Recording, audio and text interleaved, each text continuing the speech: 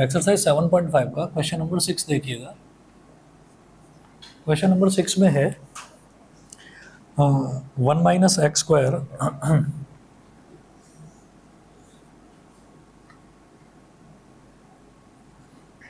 One minus x square upon x into 1 - 2x, x into 1 - 2x dx। सबसे पहले जैसे ये दे रखा है तो इसमें सबसे पहला काम हमारा ये है कि जो एक्स स्क्वायर वाला टर्म है ना, एक्स स्क्वायर वाला टर्म हमारे पास जो है वो नेगेटिव नहीं होना चाहिए। और यहाँ पर ये नेगेटिव आ रहा है तो मैं क्या करूँगा, यहाँ पर -1 ले लूँगा कॉमन। -1 ले लिया कॉमन। कॉमन लेने के बाद ये हो गया ऊपर न्यूमरेटर में x² -1, इतना हो गया। इसके बाद डिनोमिनेटर में जो है ये 1 - 2x है तो यहाँ से भी -1 कॉमन ले लो। x को तो यहीं रहने दो, इस ब्रैकेट से -1 कॉमन ले लिया तो ये ब्रैकेट में बन जाएगा 2x - 1 dx। इससे क्या होगा, -1 से -1 कैंसिल आउट हो जाएगा तो आई हो जाएगा integration x² -1 upon x into 2x - 1 dx। ये हो गया। ये करने के बाद में अब एकदम से ये लग सकता है कि भाई हम इसका पार्शियल फ्रैक्शन बना सकते हैं, तो पार्शियल फ्रैक्शन अभी नहीं बना सकते। हाँ, क्योंकि क्या है, जैसे ये 2x - 1 है तो मेरे को जो फॉर्म्स मिलती है ना डिनोमिनेटर में वो ऐसी होनी चाहिए, x + a x + b, इस तरीके की फॉर्म्स होनी चाहिए। पहले 2 कॉमन लेंगे, पहले तो 2 कॉमन ले लेंगे पार्शियल फ्रैक्शन बनाने के लिए, लेकिन सबसे पहले ये दिखाई दे रहा है कि न्यूमरेटर और डिनोमिनेटर की डिग्री सेम है तो डिवाइड करेंगे। ठीक है, तो यहाँ पर लिखेंगे पहले डिवाइड करेंगे तो यहाँ पर ऐसे करेंगे कि degree of numerator is less than degree of denominator. ये लिखकर इसको काट दो, degree of numerator is not less than degree of denominator. ये हो गया। So let's proceed with long division.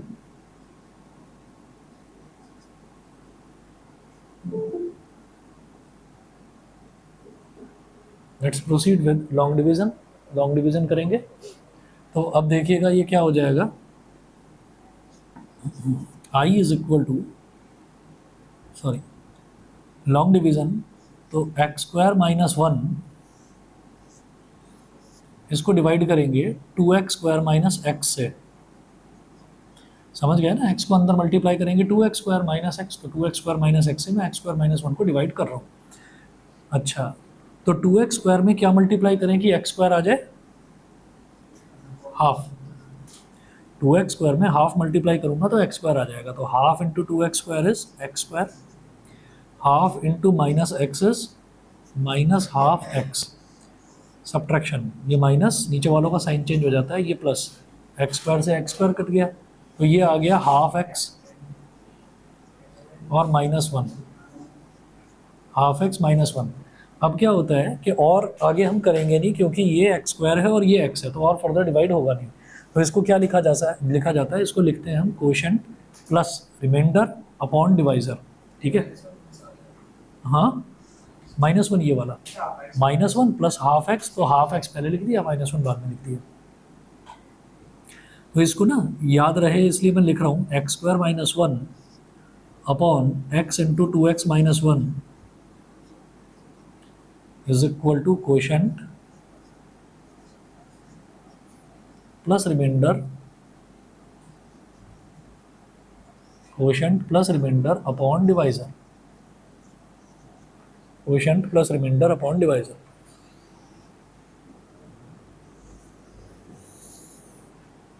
Quotient plus remainder upon divisor. अब देखिएगा, अब क्या करेंगे, i is equal to therefore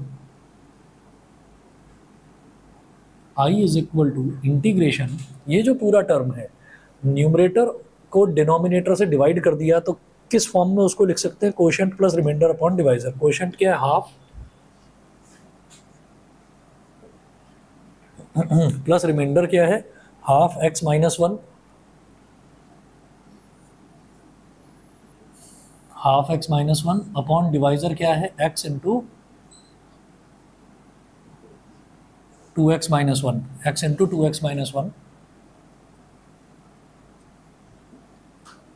और डी एक्स। ठीक, अब ये जो बना है इसमें अब मैं ये देखूंगा कि यहाँ पर अच्छा एक काम और करते हैं, एक स्टेप और बढ़ाएंगे आगे। I is equal to integration one upon two plus one upon two x minus one, और डिनोमिनेटर में टू ले लेंगे कॉमन। जब कॉमन ले लेंगे टू तो ये क्या बचेगा, ये बचेगा एक्स इंटू, और जैसे ये टू एक्स माइनस वन है तो ये क्या हो जाएगा x minus one upon to.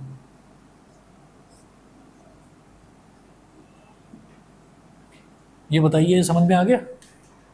Denominator में मैंने टू कॉमन ले लिया, डिनोमिनेटर में टू कॉमन ले लिया तो ये एक्स तो एज इट इज रहेगा। इसका मतलब यहाँ से मैंने टू कॉमन लिया है क्योंकि मैं ये चाहता हूँ कि एक्स जो है उसका कोफिशिएंट वन हो। ठीक है, तो एक्स का कोफिशिएंट वन करने के लिए मैंने टू कॉमन लिया, तो ये तो एक्स हो गया। कॉमन लेने का मतलब होता है हर टर्म को टू से डिवाइड करना, तो two x upon two x करेंगे तो एक्स हो जाएगा, टू एक्स अपॉन टू करेंगे तो एक्स हो जाएगा, और वन अपॉन टू करेंगे तो वन अपॉन टू हो जाएगा। बताइए, क्लियर है? ठीक है, अब थोड़ा सा और इसको कायदे से लिख लो। I is equal to integration one upon two, ये अपॉन में टू है ना तो इसको लिखेंगे वन अपॉन टू और one upon two x minus one upon x into x minus one upon two D X. इतना हो गया। ये करने के बाद में फिर आप ये देखिएगा, इसको बोल दीजिए इक्वेशन नंबर वन। ठीक है, let one upon two x minus one upon x into x minus one upon two is equal to a upon x plus B upon x minus one upon two. ये हो गया। अब इसका LCM ले लीजिए right hand side पर, left hand side पर तो यही रहेगा half x minus one upon x into x minus one upon two. जब एलसीएम लेंगे तो ये दोनों टर्म्स मल्टीप्लाई हो जाएंगी, X into x minus one by two, X into x minus one by two, ये इधर मल्टीप्लाई हो जाएगा ए में, A into x minus one by two plus B X, ये इससे ये कैंसिल आउट हो गया, half x minus one is equal to, जब इसको एक्सपेंड करेंगे तो A into X is A X, A into minus one by two is minus A by two और plus B x, half x minus one is equal to a plus B into x minus A by two. अब जब coefficients compare करेंगे दोनों तरफ तो इधर x का coefficient है a प्लस बी, इधर x का कोफिशिएंट है वन बाई टू, तो ये हो जाएगा a plus B is equal to one by two. इधर कांस्टेंट टर्म है माइनस ए बाई टू, इधर माइनस वन। ठीक है, तो minus A by two is equal to minus one, minus से माइनस कट गया तो a की वैल्यू क्या हो गई टू, a की वैल्यू टू हो गई तो b की वैल्यू भी अब आ जाएगी a plus B is equal to one by two, तो a की वैल्यू है टू, तो two plus B is equal to one by two, b is equal to one upon two minus two, b is equal to one minus four upon two, मतलब minus three by two, ये b की value हो गई। Therefore equation one becomes I is equal to integration. अब equation one में ना एक काम और कर लेते हैं, इधर भी वन अपॉन टू है, इधर भी वन अपॉन टू है, तो पूरे इंटीग्रल में से वन अपॉन टू कॉमन ले लेंगे। ठीक है, तो equation one becomes one upon to तो ले लिया कॉमन, इंटीग्रेशन यहाँ क्या बचा जब वन अपॉन टू कॉमन ले लिया one, plus half x minus one upon x into x minus one by two और डी एक्स। अब half x minus one upon x into x minus one by two, यही तो था A upon x plus B upon x minus one by two. लिख दीजिए अगले step में, half तो ये है ही, इंटीग्रेशन वन प्लस ए कितना आया टू, तो two upon x plus B कितना आया माइनस थ्री बाई टू, तो minus three by two upon x minus one by to dx, बस अब तो सीधा सीधा हो जाएगा। 1 का इंटीग्रल क्या होता है x, हाफ तो बाहर है ही, 1 का integral x plus 2 as it is 1 upon X का integral log X, log mod x, और यहाँ -3/2 कॉन्स्टेंट और 1 अपॉन एक्स माइनस 1/2 का लॉग मॉड x माइनस 1/2 और प्लस सी, ब्रैकेट क्लोज करके प्लस सी तो बिल्कुल बाद में लिखेंगे, लास्ट में लिखते हैं बिल्कुल बाहर। सही है जी। ये तो हुआ आपका क्वेश्चन नंबर 6। इसके बाद क्वेश्चन नंबर 7 देख लीजिए। क्वेश्चन नंबर 7 में है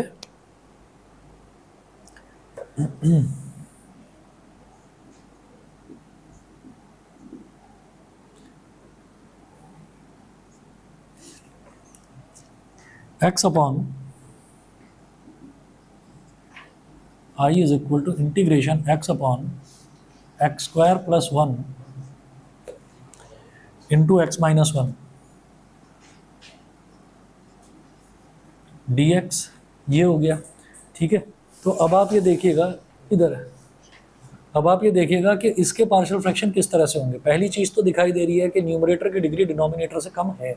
ठीक है, डिनोमिनेटर में एक पार्शियल फ्रैक्शन तो दिख रहा है x माइनस 1, लेकिन जो दूसरा फ्रैक्शन है ना, दूसरा वाला जो है टर्म, दूसरे वाले टर्म का मिड टर्म स्प्लिटिंग नहीं हो रही है, मतलब उसका फैक्टराइजेशन नहीं हो रहा है। तो जब कोई ऐसा टर्म मिल जाता है जिसका फैक्टराइजेशन नहीं होता, तो आप पार्शियल फ्रैक्शन की फॉर्म्स देखिए, 5 लिखवाई थी, 5वीं फॉर्म जो थी वो वाला काम यहाँ पर करना है। हम इसको कैसे लिखेंगे, I is equal to integration, इसको लिखेंगे x अपॉन, पहले x माइनस 1 लिख लो, हैं, मैं भी बता रहा हूँ आपको, लिखवा रहा हूँ, x minus 1 into x square plus 1,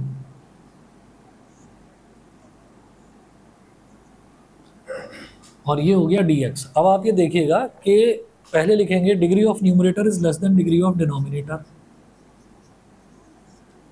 ठीक है, जब हम प्रैक्टिस भी करेंगे ना, तो चाहे तो शॉर्ट में लिख लो, चाहे तो आप प्रैक्टिस करते time numerator is less than denominator short में लिख लो, पर इस चीज़ की ना आदत जरूर डालना। आदत डालोगे तो गलती होने से बच जाएगी, क्योंकि कई बार क्या होता है कि हमने चेक ही नहीं करा कि न्यूमरेटर की डिग्री डिनोमिनेटर से कम है या नहीं, और पार्शियल फ्रैक्शन करने में लग गए, वहीं गलती हो जाएगी। ठीक है, वो आपके कोफिशिएंट से कंपेयर नहीं हो पाएंगे। तो degree of numerator is less than degree of denominator, ये हो गया।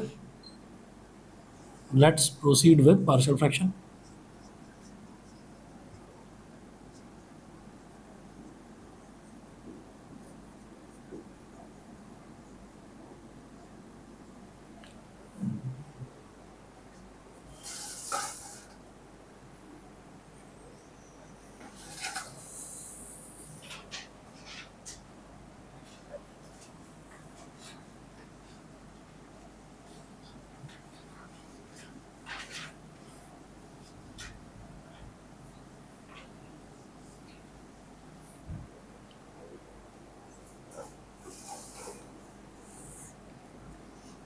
तो इसको ऐसे लिखेंगे, late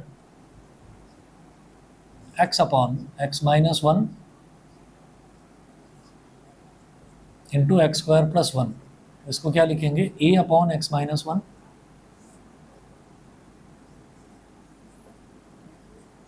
plus B x plus C upon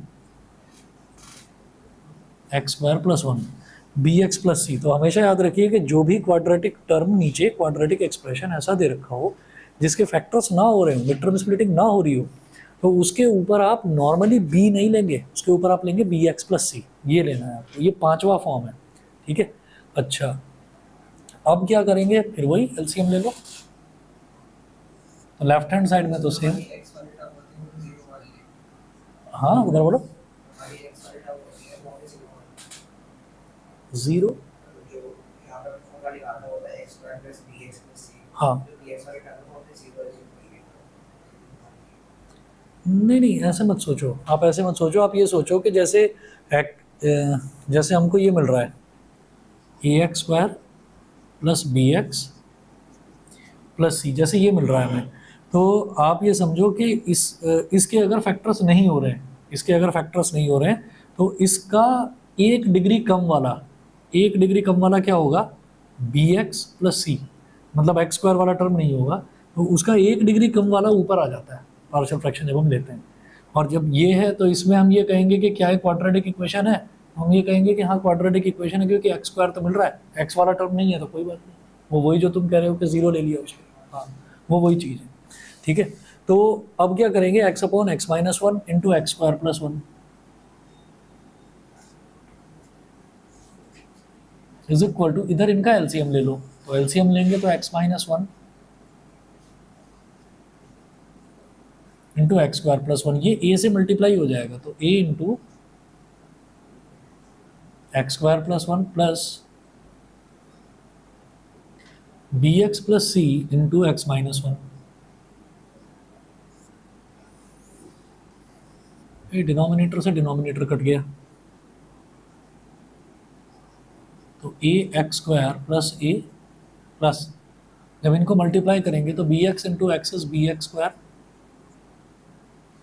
B X into minus one is minus B X, C into X is C X, C into minus one is minus सी।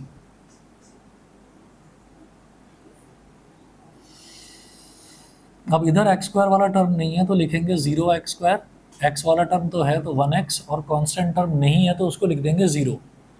ठीक है, इसको क्वाड्रेटिक फॉर्म में लेकर आ गए लेफ्ट हैंड साइड को। Right hand side में x square वाले एक टर्म तो ये है और एक ही है, तो A plus B into x square, फिर एक्स वाला टर्म देखेंगे तो plus minus B plus C into X, ये एक्स वाले टर्म हो गए, प्लस कांस्टेंट टर्म क्या हो जाएगा, ए माइनस सी, ए माइनस सी, ये कांस्टेंट टर्म हो गए। अब दोनों तरफ जो लाइक कोफिशिएंट्स हैं उनको इक्वेट कर देंगे,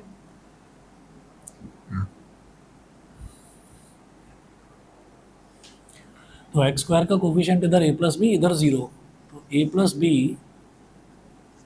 इज इक्वल टू जीरो। इधर एक्स का कोफिशिएंट क्या है, माइनस बी प्लस सी, और इधर एक्स का कोफिशिएंट वन, इधर constant term A minus C और इधर कांस्टेंट टर्म जीरो। तो A plus B is equal to zero से ये समझ में आता है कि A is equal to minus B, और A minus C is equal to zero, इसका मतलब है कि A is equal to C. ठीक है, तो ये तो इक्वेशन वन हो गई, ये इक्वेशन थ्री हो गई, और जो बीच वाली है ये इक्वेशन नंबर टू हो गई। बी और ए में रिलेशन है, सी और ए में रिलेशन है, तो बी और ए में रिलेशन है तो minus B is equal to A, तो इक्वेशन टू को मैं ऐसा लिख दूंगा कि माइनस बी की जगह मैं ए लिख दूंगा, minus B plus c is equal to one, तो माइनस बी की जगह हम लिख देंगे ए, प्लस सी जो है वो भी ए के इक्वल है तो इसकी जगह भी A is equal to one, तो two A is equal to one, तो A is equal to one by two. जब ए की वैल्यू वन बाई टू है तो बी की value minus one by two, और सी की वैल्यू वन बाई टू, क्योंकि सी तो ए के ही इक्वल है और बी माइनस ए के इक्वल है। जब ए माइनस बी के इक्वल है तो बी माइनस ए के इक्वल हो गया, तो ए बी और सी की वैल्यू हमारे पास इस तरह से आ गई। ठीक है, therefore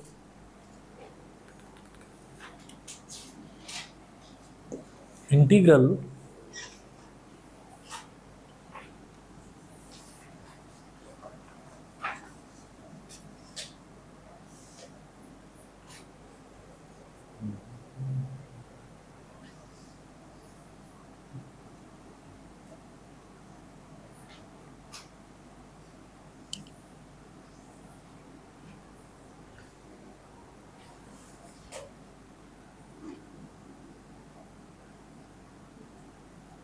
therefore I is equal to integration x upon x minus one into x square plus one, x upon x minus one into x square plus one, इसी को तो ये माना था, तो a upon x minus one, A कितना है one by two upon x minus one, plus B x plus C, B कितना है minus one by two, plus C कितना है वो भी one by two, upon x square plus one और D x. अब न्यूमरेटर में तो through out one by to दिखाई दे रहा है, तो वन बाई टू तो कॉमन ही ले लो, वन बाई टू ले लिया कॉमन, इंटीग्रेशन क्या बचेगा, one upon x minus one plus minus x plus one upon x square plus one dx। अब क्या करेंगे, अब जरा इसको स्प्लिट भी करेंगे। तो i is equal to 1/2 integration dx upon x minus 1, इसको इसमें मल्टीप्लाई करा, plus 1/2 integration minus x plus 1 upon x square plus 1 into d x.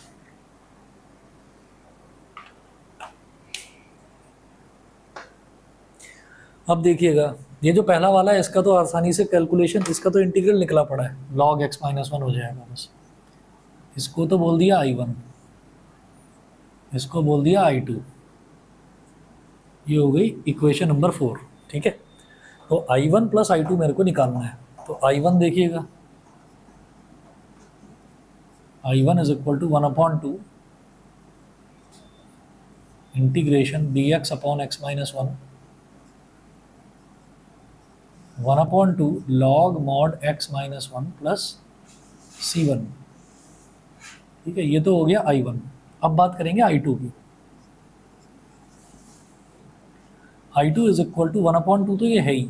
अब क्या करेंगे देखिएगा, अगर ये सीधा डिनोमिनेटर में ऊपर कोई कांस्टेंट होता और नीचे एक्स स्क्वायर प्लस 1 होता, तो एक्स स्क्वायर प्लस 1 को तो मैं लिख देता x square plus 1 square, x square plus 1 square क्या हो जाता 1/a tan inverse x upon a, वो वाला फॉर्मूला लग जाता।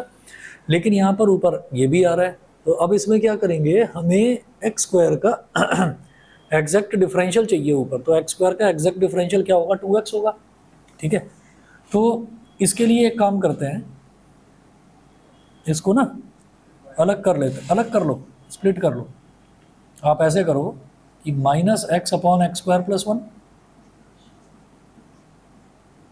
dx, ठीक है, और plus 1/2 integration 1/x square plus 1 dx, है ना, स्प्लिट कर लो, बहुत आसान रहेगा। तो I2 इज इक्वल टू, मुझे एक्स स्क्वायर का एग्जैक्ट डिफरेंशियल यानी कि 2x चाहिए, तो इस माइनस को तो निकालो बाहर, -1/2, और 2x चाहिए तो डिनोमिनेटर में 2 से मल्टीप्लाई और न्यूमरेटर में 2 से multiply, upon x square plus 1 dx।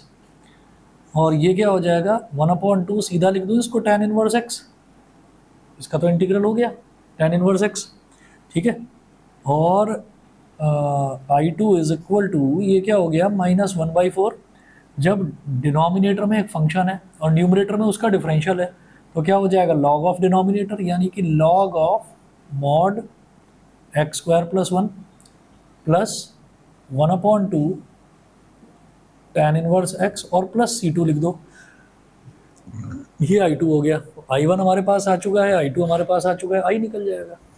समझ गए, ये सभी को समझ में आ गया। 1/x स्क्वायर प्लस 1, तो 1/x स्क्वायर प्लस 1 सीधा सीधा सोचिए tan इनवर्स x है, क्या है 1/x स्क्वायर प्लस 1 स्क्वायर, तो a हमारे लिए क्या हो गया 1 हो गया, तो 1/a tan inverse x upon a, 1/1 tan inverse x upon 1, तो सीधा tan इनवर्स x बोलिए इसको।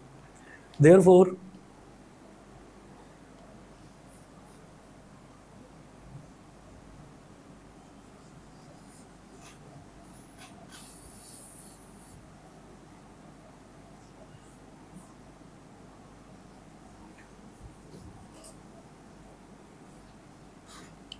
इसकी ना प्रैक्टिस का भी बस एक तरीका है, मूल मंत्र समझ लो इसकी प्रैक्टिस का, इंटीग्रेशन का।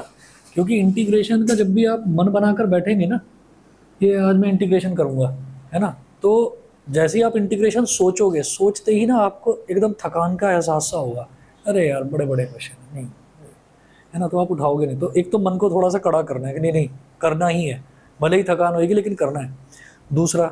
दूसरा ये है कि जैसे कोई भी क्वेश्चन है, अब आप उस क्वेश्चन को देख रहे हो और सोच रहे हो, तो देखने और सोचने में टाइम मत खराब करो, कर दो शुरू। अटकोगे ना बीच में अटकोगे, जहाँ पर भी अटकोगे वो मेरे से पूछ लोगे, सर मैंने ऐसे स्टार्ट करा था और मैं यहाँ पर अटक गया। वैसे ज़रूरत पड़ेगी नहीं, क्योंकि जितने भी क्वेश्चन हैं, जितनी भी टाइप्स हैं, एक्चुअली मैं सारे तो करवा नहीं रहा हूँ, पर सारी टाइप्स जरूर करा रहा हूँ। तो वीडियो जरूर सेव करके रखना, और वीडियो एक बार देख लो तो आपको ना अप्रोच पता चल जाएगी कि हर क्वेश्चन को स्टार्ट कैसे करना। तो स्टार्ट कर दो, मतलब कहते हैं ना कि वो पानी में कूद गए, बस अब तैरना अपने आप आ जाएगा।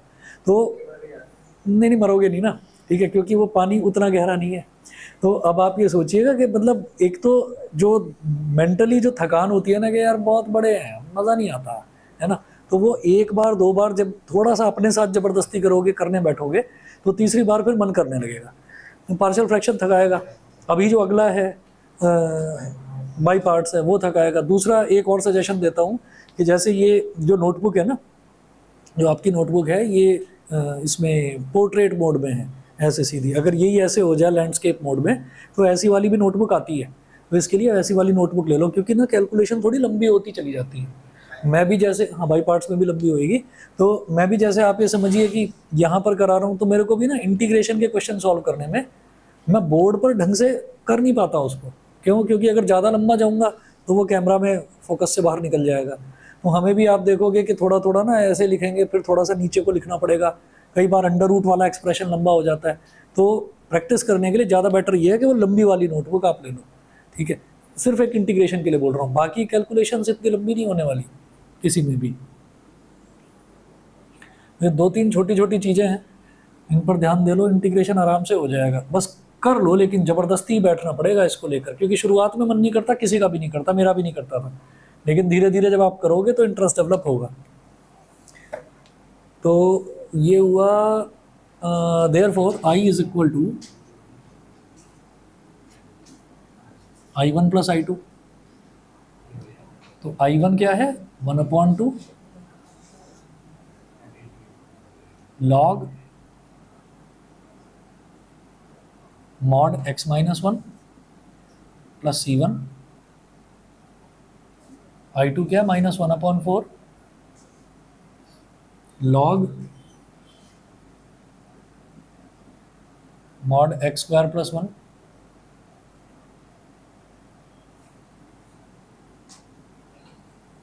Plus 1/2 tan inverse x plus C2। तो C1 प्लस C2 को टुगेदर C मान लो बस।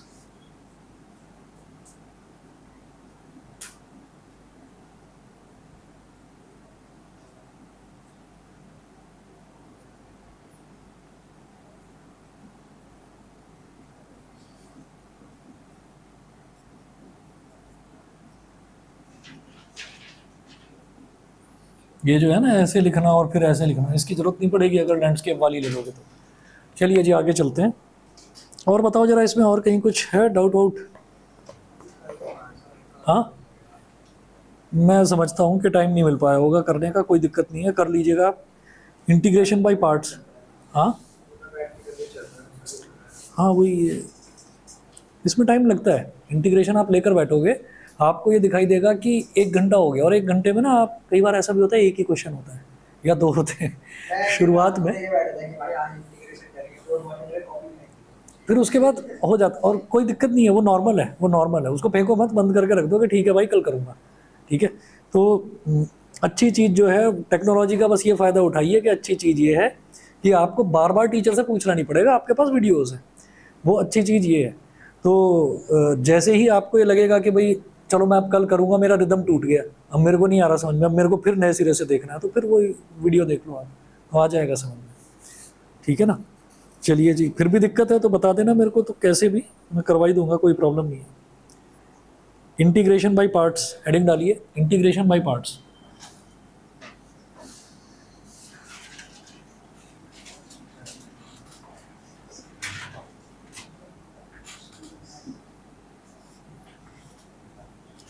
Integration by parts.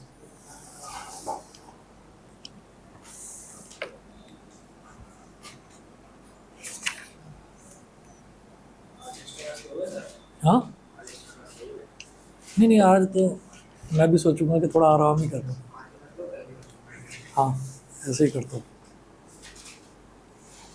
दे, अच्छा जी, इसमें क्या होता है कि जैसे हमारे पास कभी भी ना, जैसे हम डिफरेंशिएशन करते थे, तो डिफरेंशिएशन में हमारे पास कोई दो फंक्शन आ जाते थे, दो फंक्शंस का प्रोडक्ट है। अब दो फंक्शंस का अगर प्रोडक्ट हो रहा है और उसका डिफरेंशिएशन हमें करना है, तो हम प्रोडक्ट रूल लगाते थे। ये एक तरह से समझ लीजिए कि प्रोडक्ट रूल है इंटीग्रेशन का, ठीक है। तो इसको किस तरीके से करेंगे,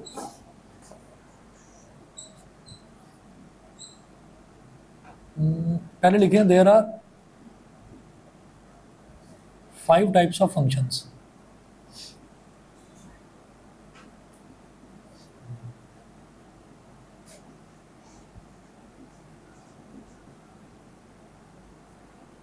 there are 5 types of functions, 5 तरीके के फंक्शन हैं, उनको आप सीक्वेंस में ही लिखेंगे।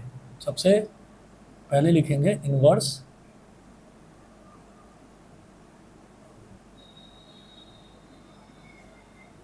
ट्रिग्नोमेट्रिक फंक्शन,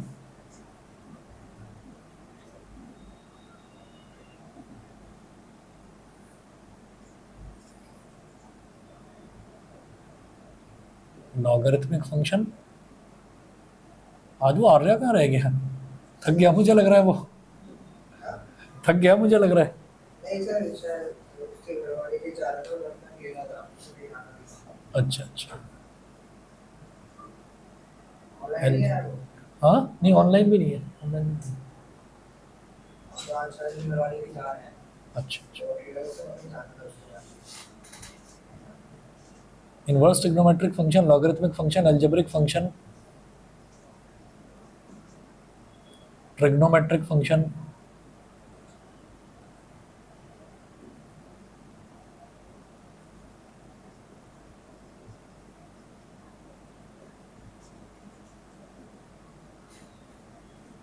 एक्सपोनेंशियल फंक्शन, ये हो गया।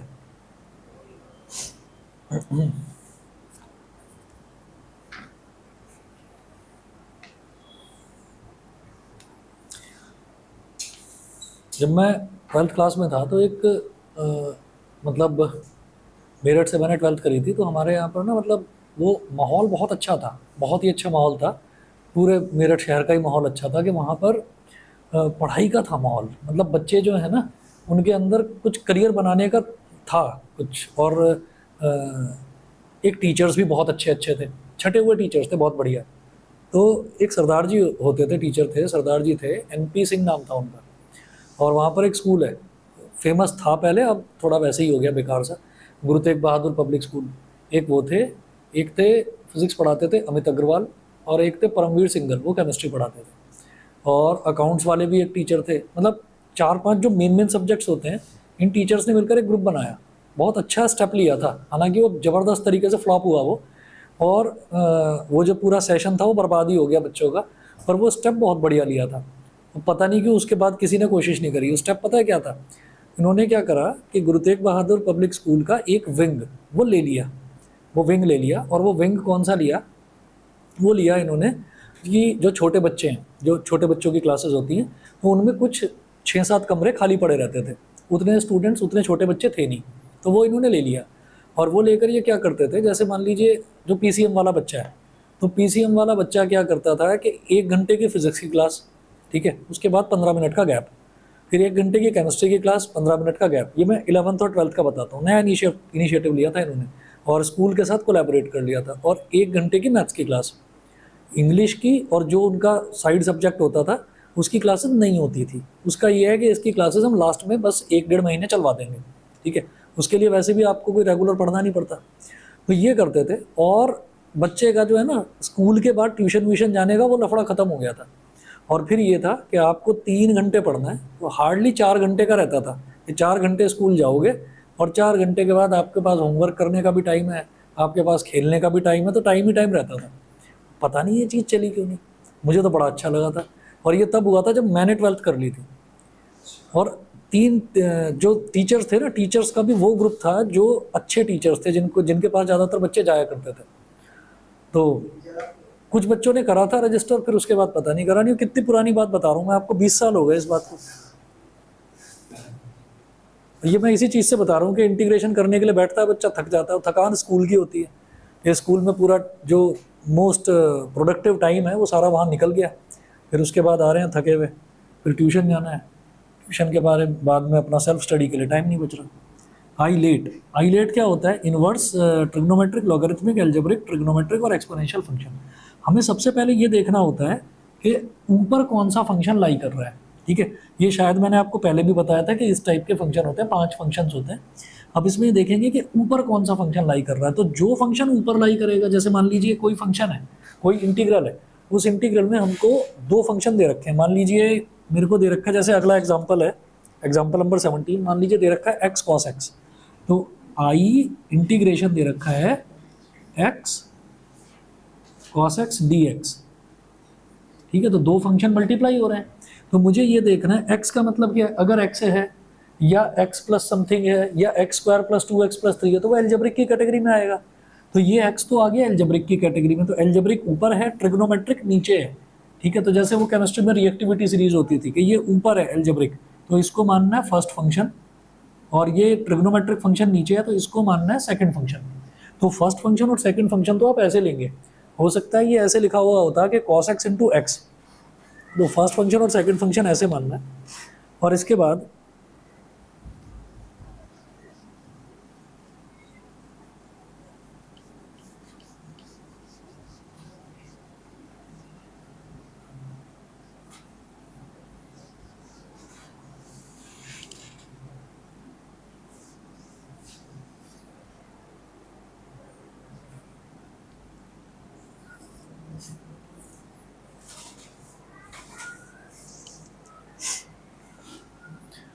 ये हो गया। अब ये करने के बाद में आपको क्या करना है, i is equal to this हो गया। इसके बाद आप क्या करेंगे, अब इंटीग्रेशन बाई पार्ट्स क्या होता है, ऐसे लिखते हैं कि लेट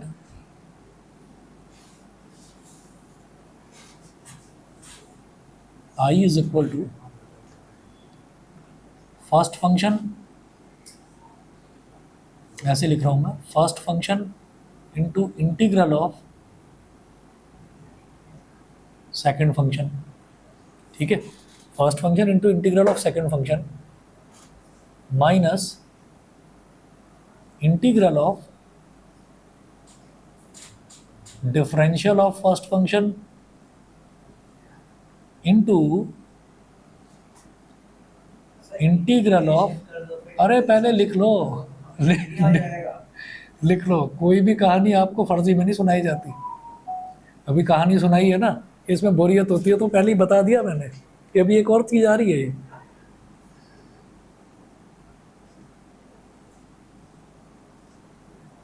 और फिर लिखिएगा dx, और लास्ट में ये c भाई साहब तो आएंगे ही आएंगे। ठीक है, डिफरेंशिएशन जो होता है वो इनवर्स होता है इंटीग्रेशन, है ना। तो किसी के अंदर इनवर्स को इनटू करते हैं, जो फंक्शन होता है वही बचता है ना। तो हम वहाँ पे डिफरेंशिएशन का इंटीग्रेशन कर रहे हैं, तो फर्स्ट फंक्शन ही नहीं बच जाएगा। बता रहा हूँ, क्योंकि हम क्या कर रहे हैं, हम फर्स्ट फंक्शन का पहले डिफरेंशियल कर रहे हैं, डिफरेंशियल करने के बाद सेकंड फंक्शन के इंटीग्रल में उसको मल्टीप्लाई कर रहे हैं, और फिर जो आएगा उसका इंटीग्रल करेंगे। ये है पूरा, इसीलिए कर्ली ब्रैकेट लगाया गया है।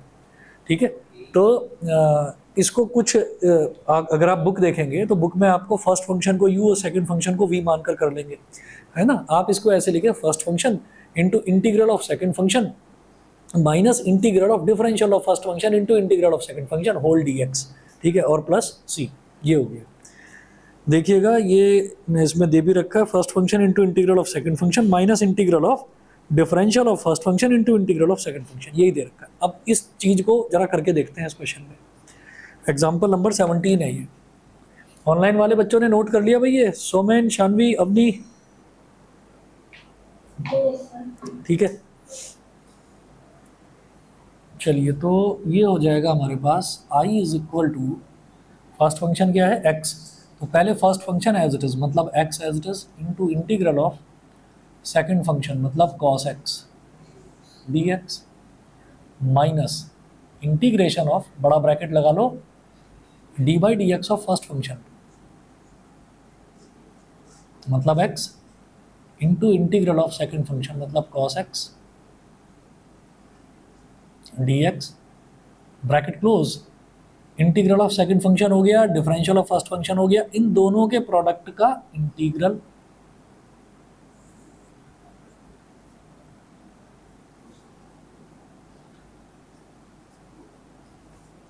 हाँ जी, cos x का इंटीग्रल क्या होता है, sin x, ये हो गया, नहीं नहीं x sin x minus integration of D by D x of x, x का डिफरेंशियल 1 cos x का sin x dx plus c x sin x। अब ये sin x dx, इसका इंटीग्रल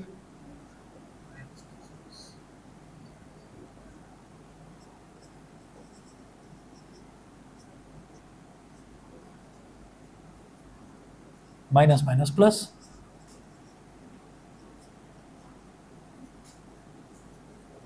हो गया, ठीक है। ये होता है इंटीग्रेशन बाय पार्ट्स।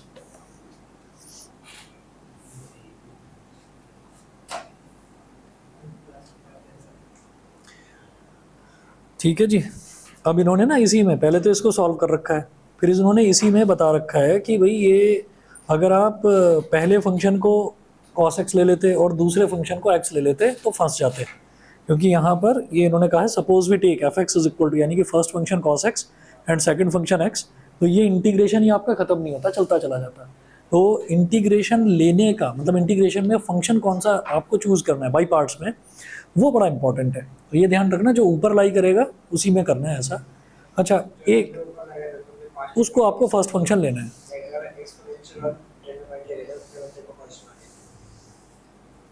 एक्सपोनेंशियल और ट्रिग्नोमेट्रिक तुम्हें ऐसे कैसे पता चल जाता है, मेरे मन की बात कैसे पता चल जाती है?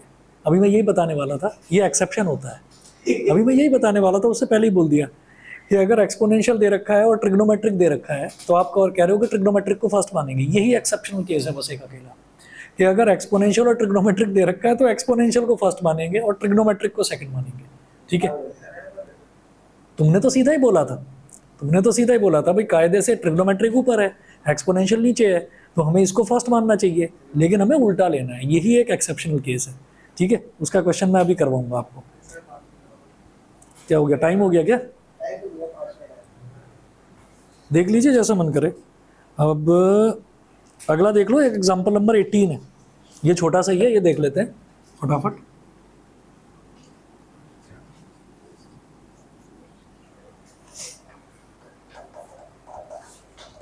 अभी थोड़ी देर पहले भी और कुछ हुआ था, मैं बताने वाला, तुमने पहले ही बोल दिया, वो पता नहीं कुछ हुआ था। तो find integration of log x dx, I is equal to integration of log x dx। अब भाई यहाँ तो एक ही फंक्शन दे रखा है, दूसरा फंक्शन है नहीं, तो दूसरे फंक्शन को 1 मान लेते हैं।